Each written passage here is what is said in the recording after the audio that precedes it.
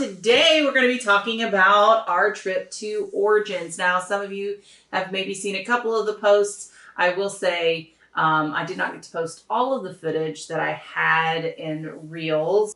But yeah, so we had some fun, or at least I did. I've still got the blisters and sore calves to prove it. I will say our big walk day, for as far as my counter went, was over 13,000 steps.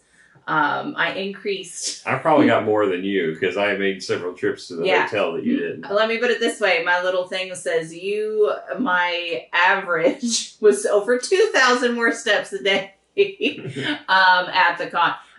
So needless to say, we did get a lot of walking in. Now thinking back to the con, which was a couple days ago. Now, what were your big highlights? Well, first of all, we got to meet a couple of our fans from the channel, that was awesome. Yeah, we did get to play we did get to play some games with them, which was absolutely a blast. And we got to go to dinner with them once, and then we also had someone stop us in the hall and take a picture with us. That was Rob. Hi, Rob, and Ta, of course, and Heather. We got to spend time with. So yeah. Cool. So we had a lot of fun hanging out with people who know us. Yeah.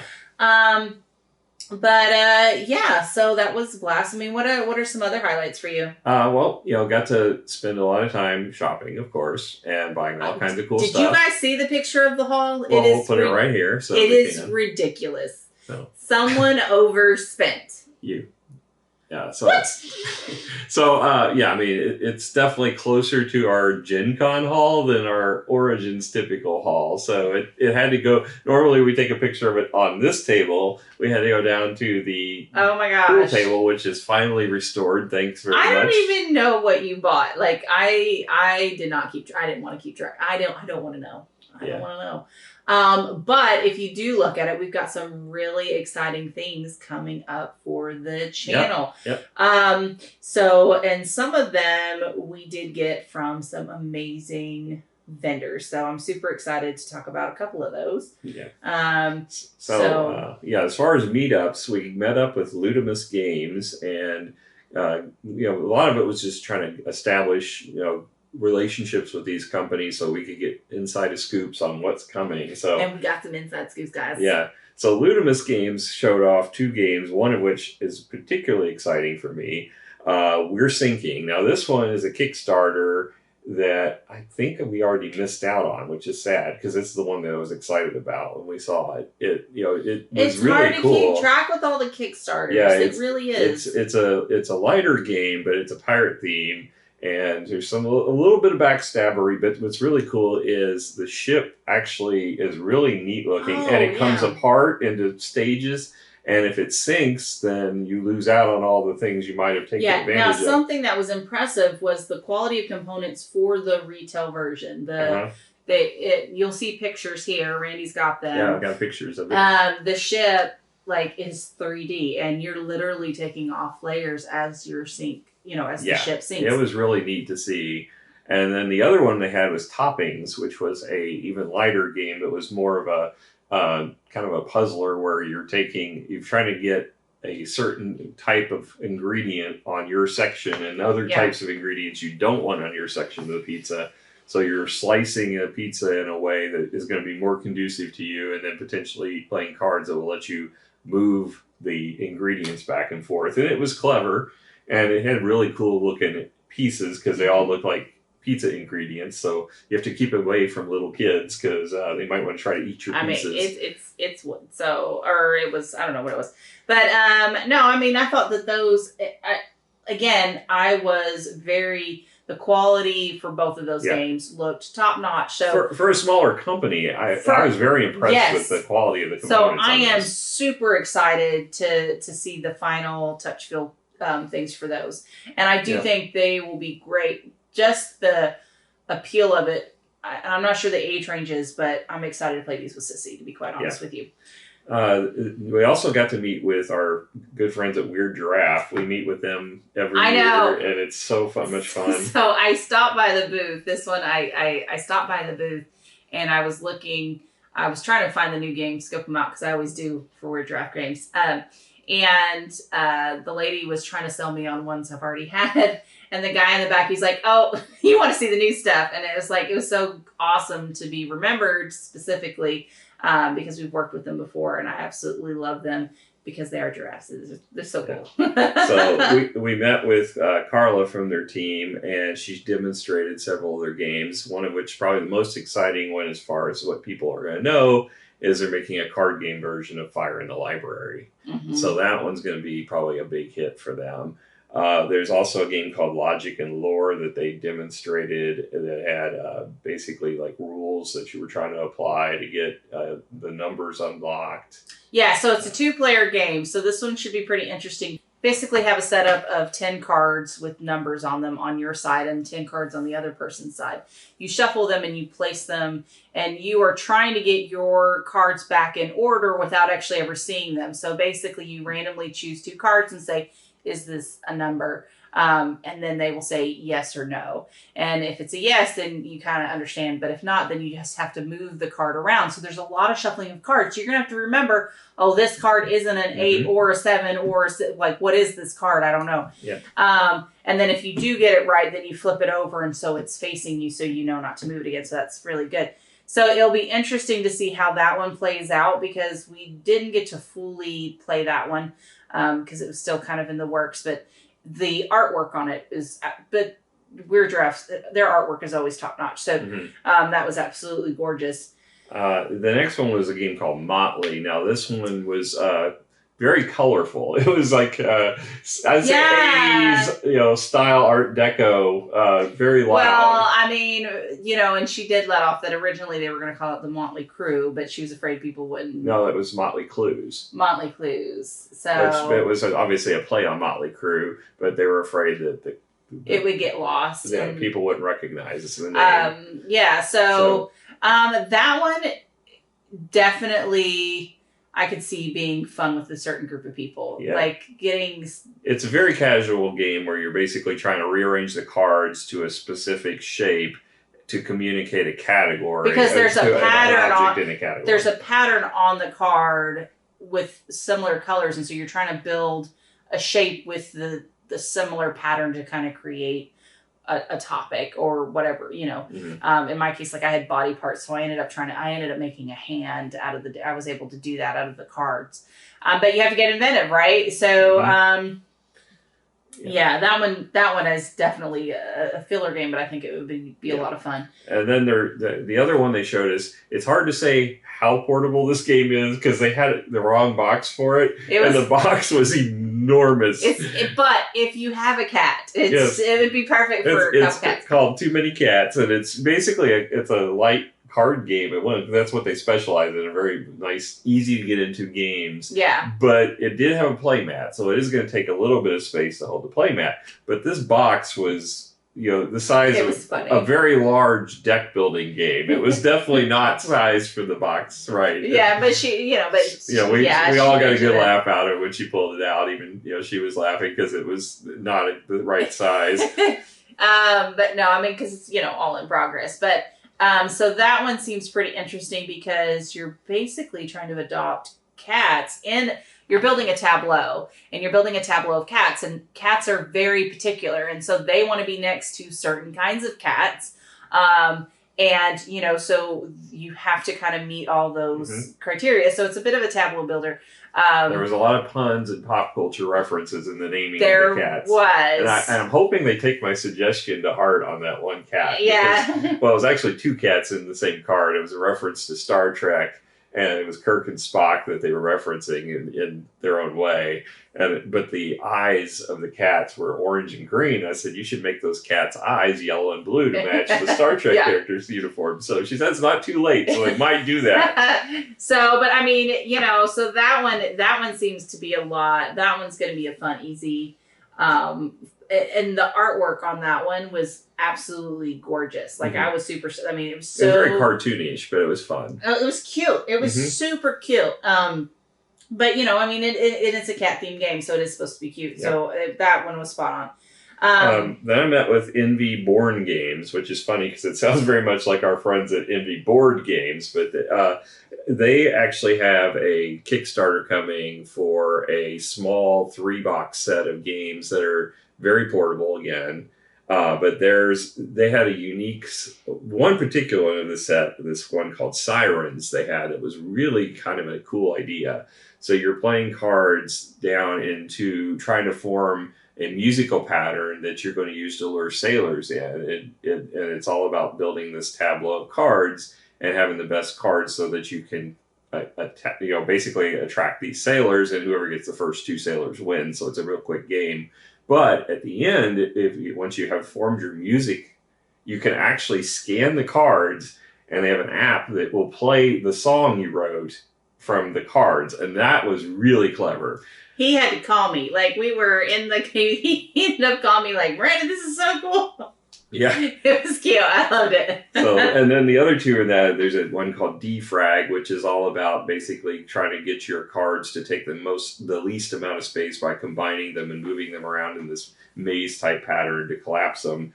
And the last one's more of a kid's game, 16 Candies, and it's basically designed to try to make sets of these candies, and you're supposed to play it with candy so that the child is rewarded for playing the game. It's a good way to introduce kids to it, assuming they don't get addicted to the candies. Then we met with the OP or the OP, however you want to pronounce it. They showed us several games in kind of a flurry. We did a kind of a cycle around their games. Yes, there was so many. It was too fast and too many to actually get photos of those, unfortunately. Yeah, but I will say, because the OP is, most people know it for Monopoly, right? And so they are wanting to expand a little bit. So they ended up producing 2 new games that are much lighter at, I think they said, the $9.99 kind of price point that was easy to get out. So that was 2 of them.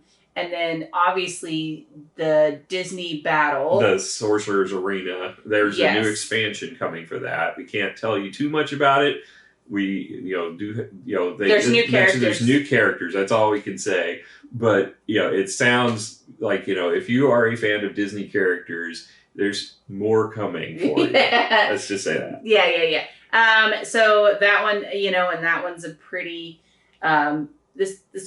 going pretty good, right? Oh, yeah, it's doing well. And then going to more into the hobby, they did have a new train game, and we didn't take a picture of the name. No, unfortunately, because it was just such a flurry. We were actually really enjoying the conversation we had with our representative there, and we were focused on just kind of talking about our history, their history, and how they're going. Yeah. And it was fun. It was a really good meeting with them. Yeah. And, so I think the one thing though is interesting for me is that OP is trying to get more into the hobbyist style of games, along with those family-friendly games that they are known for. Right. And they definitely have the IPs to make some really good games if they can, get the combination of getting heavier. I think they just need a real big win. It's like similar to like Capstone got with Arc Nova, something that's going to resonate, and then I think they're going to do well, because Capstone was not really a well known. They were there for a long time, but they didn't really hit it big until Arc Nova, and there was a few Coffee Traders. They got some heavier Coffee games. Traders was a complete surprise, and and the thing is you're right. They do have the IP that they could create some amazing stuff that could really resonate. So while we were there, we ended up actually buying 2 things, and that was the Harry Potter worker placement house Cup battles. So that one will be coming to the table. And then you ended up buying some dice. Yes, I couldn't pass up the only dice I bought at the con, because they were Haunted Mansion dice, and that's my all-time favorite ride at Disney. I'm really sad because we're going to go down to Universal this year, and Disney's not on the agenda. I want to go to Disney to see all the new rides, because we haven't seen a lot of them. We haven't seen them. But it's expensive. But we're going to be so close, and I don't get to ride my Haunted Mansion, so I'm very sad about that. Well, the problem is, it's like, okay, we could add maybe another day just due to the timeline that we're going, but then it's like, but which park? And then we would have to, no, it's just easy. Yeah, we'll just have to make another trip. Yeah, we'll just have to make another Disney trip. in a few years. Then who else did we meet with?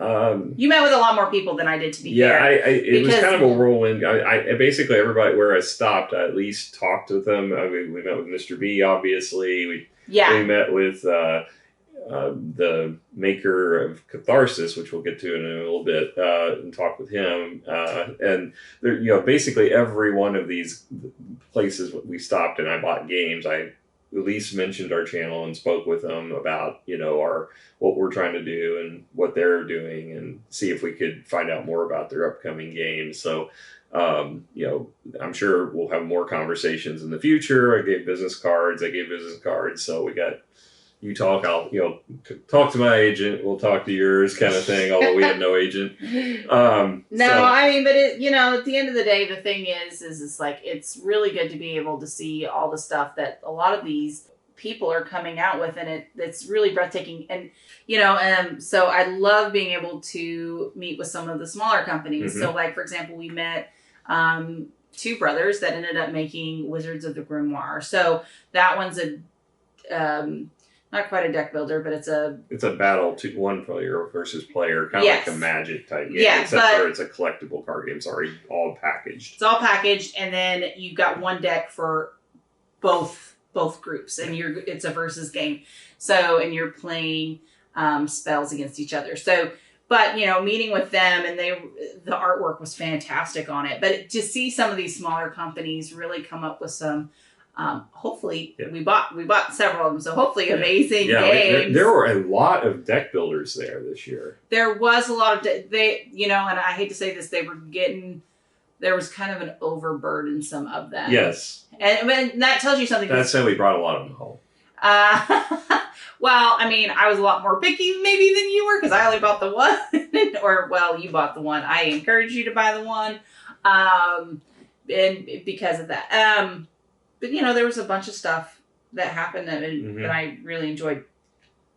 So let's talk about the must-play game. What are we going to have to play this week? Like, what is on your top list for us to play out of all the games you purchased?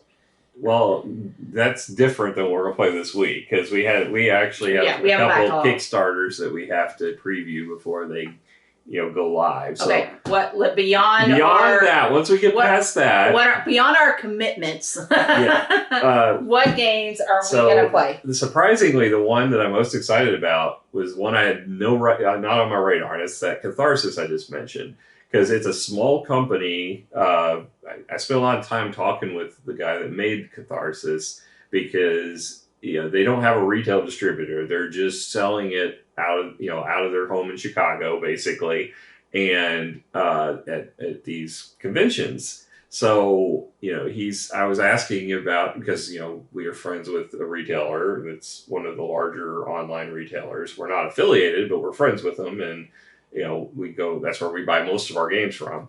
And I thought maybe they could make us work out some kind of relationship on distribution for them, but. In just talking with him, this game was just amazing, because it's right up my alley. It's very similar to Elder Sign in the concept, as far as you're doing battles with a boss as a cooperative game, which, I'm not a big co-op fan, but I love Elder Sign. And then as you're battling, it's Yahtzee style rolling. So when you're rolling, you have to commit your dice, and you've got different skills and abilities in front of you that are also represent your life meter. And if you get wounded, you have to turn over your skill, and you lose that ability until the battle's over, at which point you can recover a certain number of them. And if you don't, if you lose all of your abilities, then the next hits permanently remove the ability. So your life can go down, but you'll also lose those skills, which is going to make it even harder for you to complete the missions. So I thought that was really clever. Everybody's got their own custom abilities. So I'm really excited about trying this. And there's a ton of villains and decks in this game. I mean, your heroes and villains, there's just a ton of them. This box was about a fourth of the size of this table, and it was very large and cumbersome to carry. As a matter of fact, I left it behind after I paid for it to go back and pick it up later because it was we had so to make heavy. a lot of trips. Yeah. We had to make a lot of trips. Yeah, because there was just no way I was going to get out of there with it at that time. I mean, we decided to get the farthest hotel attached, and then attached. Yeah, we'll talk about the hotel later. That was a different experience altogether.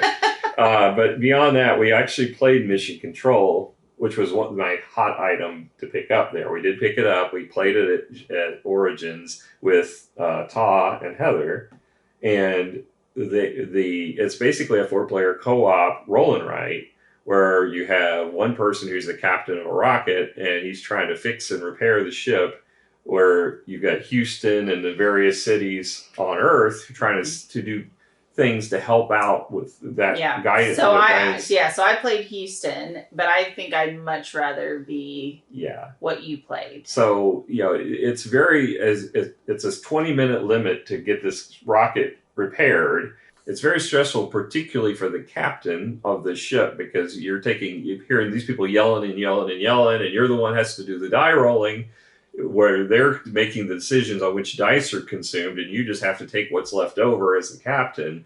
But you're also the only one who knows what the timer is, so you can tell everybody, but you have to keep an eye. Yeah. You have to keep an eye on the timer. You have to roll the dice, and all the while you're trying to build the puzzle to arrange your Tetris pieces in such a way that your connections meet, and they have to have the oxygen levels with the valves, because there's valves you have to draw that are placed on. So one person's giving you valves, one person's giving you tiles, and another one is helping with giving you other pieces that you need in order to get this thing completed. And it was a very interesting and stressful game. So I like those high tension games like that, and it makes sense with the theme. You're on a ship that is losing oxygen. It's going to be a stressful situation. That one was fun. The other ones I got that are really exciting to me. It was, first of all, we met with Capstone I was going up there to look at what they have, because Capstone is one of my favorite companies. And I was so excited. One of the guys behind the counter saw me and he's like, "I'm a huge fan of your all's channel." And I was like, just amazed that, first of all, they even recognized us because we're still small. But the Capstone of all the companies, because they're like, as far as the publishers today, the ones that I look out for and buy almost invariably when I see a game come out from them, Capstone is the top of that list. Because I've been so impressed with the quality ever since Coffee Traders. I think they've really stepped up their games. And that one was just such a surprise. Yeah. And when we stumbled over it, we were sold. Yeah, them and Eagle Griffin, I'll say. Those two are the ones that I think do the best quality games in general. Eagle Griffin's still got it kind of the tops of the line, but they're also the tops of the price range as far as the games, and they're very complex. Whereas Capstones are much easier to get to the table. Yeah. So Capstone, I was super excited that they actually knew who we were. And that, one of them was a fan of our channel. So, thank you for watching. So I was there and I picked up Small City, which is by the same guy who designed Clinic. So we still haven't got Clinic to the table. Which, by the way, I eyed that. We're like, "Randy, do we have this game?" I feel like we should. He's like, "Yes, we have that game." Well, you should know I've got Capstone covered. First thing, as soon as Capstone's there, I'm going to check them out. Yeah, but we haven't played it yet. You know how many times I've had that out to play, but then put it back because the rules are intimidating because we have to learn it. Well, guess what? Yep. You're very fortunate. You can read rules. And then the last one I have that's on my most exciting list is one you and I both agreed on. Individually. This is funny story. So Randy, I guess, had walked by at some point and was eyeing it. And then when we were walking together, I immediately stopped and looked at this game and I was like, "Well, what is this game?" I was like, "Hey, person who explains the game, come explain this game to me." But he didn't know much about it. But we ended up reading the back and kind of figuring it out. And it was like, this is up our tea. This is up our alley. Because it's funny you say tea because it's East India Company, yeah, which would be about tea. Yes. But the thing is it reminded me a lot of big city broad shoulders. City of broad shoulders. Yeah. Big City of Broad Shoulders. And so, because there's got some similar mechanics there. Mm-hmm. So I'm kind of hoping it's a lighter version of that, because getting that game out, although I wish we never do, because it is such a beast. And I never want people to take my stock. I just want to build my company. Yeah, exactly. It's a problem. I just want to run my company, and I do it well, but I'm awful at the stock market. I just know to buy your stock. And then sell it at a huge profit and crash my company. That's your Andrew. brother. That's my little brother. So, some of the other things that were interesting about Origins, though, we saw, this was what caught our eyes right away, and we got a video we already posted about, I think, the giant Agricola. No, we didn't get to post it, sadly. We'll post it here. But yeah, it was so incredibly well done. I was really impressed. I'm just so sad I couldn't play it. I know. We've been by it how many times, and there was never anybody at that table. Well, it looks like they had just done stuff on one day. But it was. But then they just left it, because it was there the entire time. We walked by it. Or maybe it was 2 days. I don't know. But needless to say, I was super sad because I never got to play it. And then you took some video or pictures of some games as well. Yeah. So I actually ended up, because people were like, "Hey, do you want to hear about this game?" I'm like, "Only if I can record you." So we do have quite a bit of people explaining some of the new games out. So I don't know if Randy will end up making those separate videos or what we'll end up doing. But we got a few of those as well. Specifically, I think I targeted ones that were coming into Kickstarter. Mm-hmm. And they give a general synopsis of the game and things like that. So why don't we kind of talk about what Origins, what we think went right and kind of what needed improvement. And some of the experiences we had. Yeah, so let's talk about, I guess, for me, it's okay, let's understand what Origins is to us. So Origins has always been about doing stuff as a couple, for me, because it's a lighter Gen Con where we can kind of just enjoy the hobby. Now, but this is the first time we've ever been for the full show, because normally we just go for the weekend. So there was kind of a little bit of a difference. I didn't book anything, because normally it's just me and Randy hanging out. With 4 days, we maybe should have booked something. Yes. Well, we did end up booking a couple things. You ended up booking a crazy amount of meeting people. Well, yeah, and that's where it gets into my first thing that needed improvement was the communication in general for Origins was bad this year. I mean, this year they were not on point. There was something, last year was pretty good. Last year was great. We found out we were on the media list 2 to 3 days before the trip. And that's when we started getting flooded with communications from various vendors. We missed a couple. Yeah. And then the other thing was the VIG notice to tell us where we were supposed to register and get our badge and all of that. We didn't get that till the day before. So, I mean, it was just every communication was delayed and bad. I mean, it took forever to find anything out. And, I don't know how many times I contacted Origins and they didn't respond, and then finally got one guy that was really cool that wrote me back several times, and then he even sent me a follow-up to check to make sure we knew where we were going for the VIG, which I thought that was really nice. Yeah. But the communication this year was pretty rough. Well, even pretty much, I think, wasn't there events kind of delayed? Like there was a bunch of stuff. Events were not even communicated. That's going into the VIG while we're talking about it. They had that we got there. We picked up our swag bag. The VIG room at Origins is nowhere near the exhibit hall. It is not even remotely in close. The Hyatt Hotel. It's like way down. No, it's not even in the hallway. It's in the hallway, but it's by the Hyatt. It was right next to our skywalk. Yeah. To our hotel that was way too far away.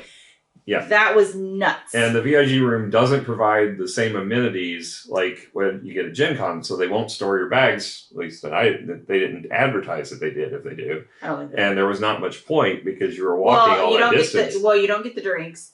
It was too far away. Yes, there was a place to play a game if you wanted to.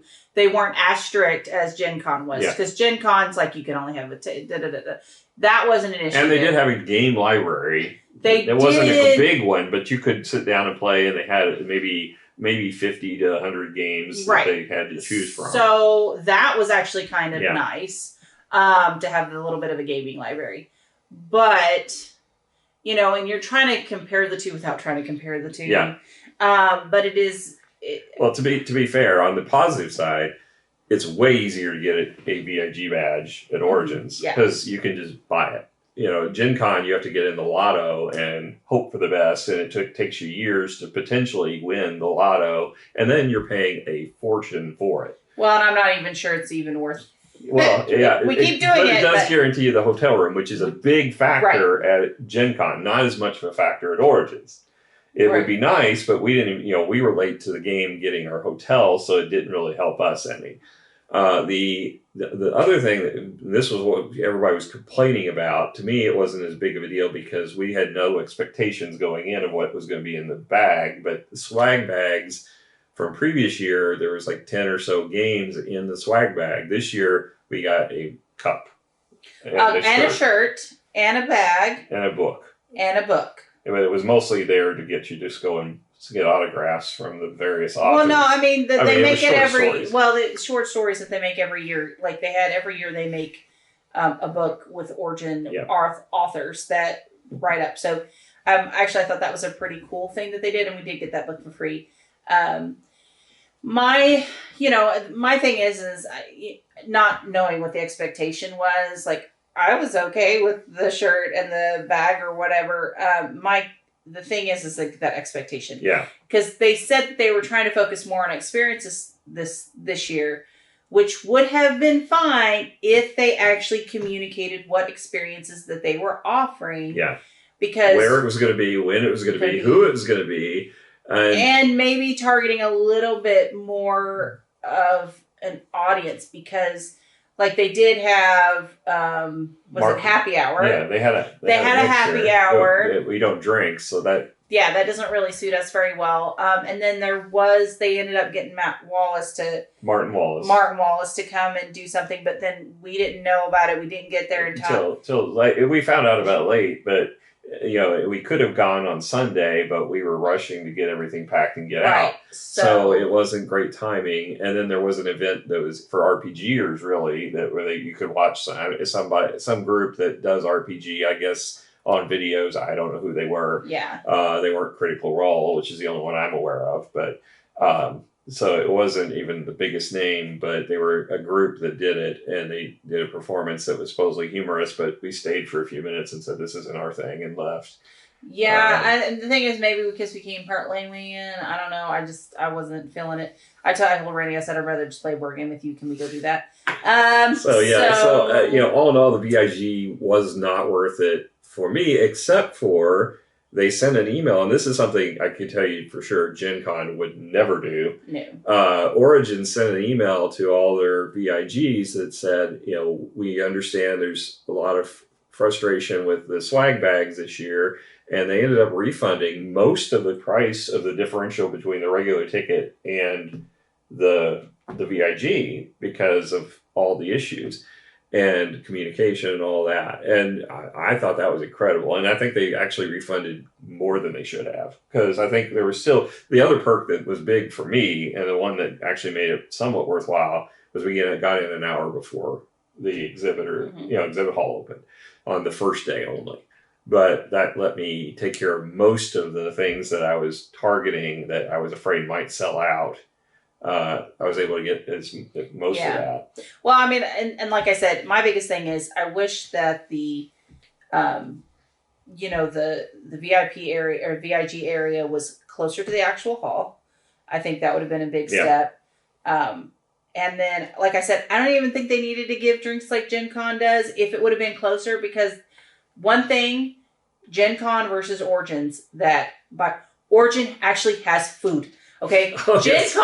Gen Con, it's a food desert, okay? You have food trucks, or a 2-hour wait if you want to go to a sit-down restaurant. It's miserable. Well, and even they have one little court, or they have one little place with food at Gen Con, and then they have like one market stand or something like inside the convention center. Mm-hmm.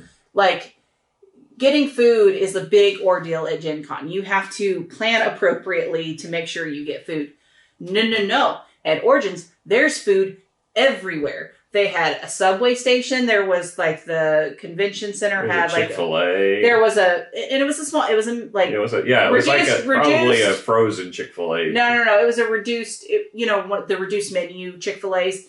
And then they had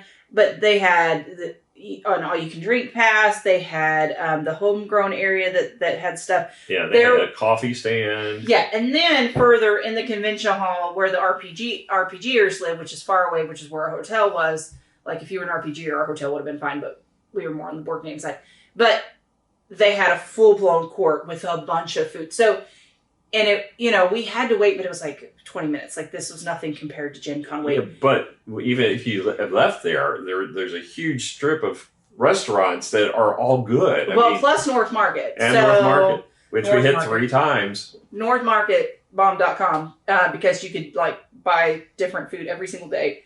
And you're not at the same place, because you're kind of not. And one day I ended up getting Indian food. The next day I got... You got Polish. The next day I got Polish food, and then the following day I got Vietnamese food or something. I got barbecue and pasta. So, but my thing is you can experience... So, food is so much easier at Origins. Like, and we were tied up, we're like, oh, we're not going to get lunch. But we had like a 30-minute break, and I'm like, okay, we're probably not going to get lunch. I was able to grab me a Subway sandwich. Like, I was like, I'm hungry. I'm getting me a Subway sandwich real quick. Because they had them already prepped and everything. So, food is a lot more readily available at Origins, which I like food, so I appreciate. So, yeah, all in all, they're 2 totally different conventions. Gen Con is definitely the larger, definitely the one that has more of the big name vendors, and they're going to have much more of the crowd. Origins was actually more crowded this year than I. Well, and here's my thing is I think they're picking up steam, which is great, except it's not our little hole in the wall con anymore. Yeah, but we still got into restaurants without any problem. We never really waited anywhere. No. And that's the thing is like it's big enough to have a lot of stuff to do, but it's still small enough where you're not like, feeling like sardines in a can. Yeah. And that is something I always appreciate about Origins, and I want to see them be very, very successful so I can keep coming back. I just hope it doesn't end up like Gen Con where we're back on like sardines. Yeah. and I will say that I like the fact that they feature more smaller companies that were releasing games. I was afraid that it was going to be local stores that are resellers or, more crafty, although I know you like the crafts, but that's not what I'm there for. So I was afraid we were going to see more of that, but instead they replaced the big name publishers with smaller publishers who were selling and giving more prominence to them. So no, the one thing is like the vendors there were a lot more that were kind of homegrown, like the person from Chicago, like this, and even the crafters, they were very local. And the one thing that you will notice specifically, even the convention center, like the soap that they have at the convention center is from a local shop. So that's one thing that I think Columbus, Ohio really puts a stress on is those small businesses. And I think that shows in the culture of that area. And I think Origins is encouraging that culture to continue, which I absolutely love seeing. Yep. So that I think was absolutely fantastic. Now on to the hotel. Oh my gosh, guys. I will say, I don't want to tell you to sway you, but don't stay at Sonesta. Just don't do it. No, listen, I think they were fine. The hotel itself was fine. I did like the soap dispensers in the shower that gave you that was nice. That was super nice. Okay, so get rid of the small bottles. I would rather just have a thing. Lock down the big, huge bottle. I don't care. That was awesome. It was already right there where you needed it, and I didn't have to use... I brought shampoo. I didn't even need my shampoo because they had a shampoo and conditioner, and they were good. They were not bad, cheap shampoo. They were good. Well, and the thing is you can get as much as you need without trying to shove everything out of a bottle. Those itty-bitty bottles. As far as Friday night, or it was Saturday going in... No, it was Friday going into Saturday. 3 a.m, fire alarm went off. Okay, which one time it happens, okay? I got a couple problems with this. Okay, so 3 o'clock, we wake up, the fire's going on. So I'm like, come on, Randy, we gotta go. Like, cause I'm a good, like, law-abiding person. Like, I follow the rules. Randy's even worse than I am. So I put shoes on, I put my key around my neck, and I start going downstairs. And we get to the bottom, and they're like, false alarm. Now, we were only on the 4th floor. Can you imagine being on the 11th floor and walking down 11 flights to be told? After you've been walking at Origins all day. And then being told, well, and most people didn't go to bed until midnight. Okay, that's one thing. Okay, so we on no sleep. So then we go back upstairs and we go back to bed. And honestly, if that had been it would have been, it happens to us all. But it's not over. But it's not over. At 5 o'clock, the alarm goes back off. And I'm not going to lie. I said, Randy, I'm ignoring this unless it's going on for more than a couple of minutes. Because we were both exhausted. And it was hard enough for us to go to sleep the second time. Because we just don't sleep well. Once I'm awake, I'm awake. And then again, at 7, it did the same. But it wasn't the same alarm. This time it was telling us a generic emergency was occurring in our hotel. And this is what I said about the emergency. I'm like, it can't be that big of an emergency for me to evacuate. Like, what are they going to tell me it is? And then my mom brought up a good point. She's like, it could have been a gas leak. I'm like, okay. But fair enough. Maybe I should evacuate. But... that was pretty miserable. And then, so I ended up going down for lunch because they did the breakfast. So on the weekends they have a buffet. So, and then I had overheard where, I guess I thought I had overheard where they've given basically a couple people free breakfast due to the issue with that night, which I think would have been fine. Like, I think should have been acceptable because it's like, okay, well, accidents happen. And, okay, if they're giving you free breakfast. But no, they ended up, that wasn't the case at all. I overheard wrong, and it's $23 a person, so that's $50. And then they weren't really willing to do much until you talked to them. Yeah, I basically, as I said, is it fixed? And they said, we think so, which wasn't real confidence build boosting. And it hadn't been 2 hours from 7 when it went off the last time, because it had been every 2 hours. And I was like, is this, if this is going to happen and continue, we're checking out and you'll comp us 2 days. And they're like, oh, we won't do that. We won't comp you. And I'm like, yes, you will, because I'll be leaving. I won't be paying for the last day, nor would I be paying for the day I didn't sleep here. And so they did end up adjusting the bill a bit. But yeah, it was very frustrating. Well, I mean, accidents do happen. I'm a little more forgiving than Randy is. The reason why I wouldn't want to stay there again was it was so far away. Oh my goodness.